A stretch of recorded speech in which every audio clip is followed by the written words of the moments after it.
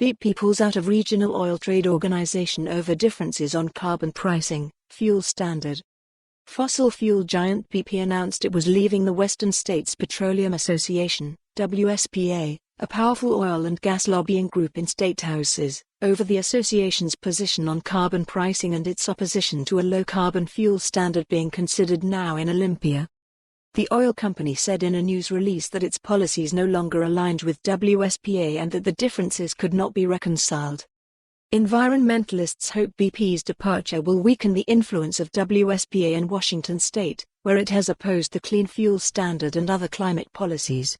In 2018, BP spent nearly $13 million and was the top contributor to WSPA's No on 1631, a campaign in opposition to a statewide carbon pricing initiative.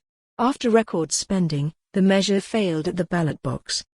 BP's decision to leave the organization also pushes it further down a path toward advocating more aggressive climate change policies, rather than serving as a legislative roadblock as it has in the past. It certainly welcomes them at the table, and the devil, though, is in the details, said Clifford Traceman, a lobbyist in Olympia for Washington Conservation Voters and the Washington Environmental Council, two major environmental lobbying groups. We have to see their position on the various bills as they move through. But, it's welcome news. WSPA President Catherine Rice-Boyd said the organization's members will continue to work with BP and other stakeholders in a civil public discourse around creating a sustainable energy future. WSPA represents the oil and gas industry in Arizona, California, Nevada, Oregon, and Washington. Added Rice-Boyd, our members know the way the world produces, distributes and consumes energy is evolving, and our industry will remain leaders in investing in and developing the diverse energy sources and technologies we need for the future. Working together as an industry, we will rise to the challenge of a changing climate. BP reviewed its association with 30 trade groups, publishing its assessment in detailed report.